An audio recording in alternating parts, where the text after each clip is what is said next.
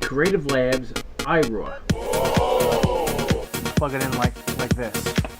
The inside of this is really impressive. 100A in the Prius.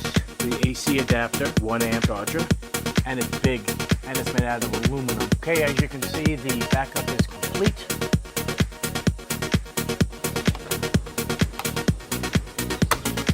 Like so. And now you can create the RAID array. I mean, for the price difference between the two,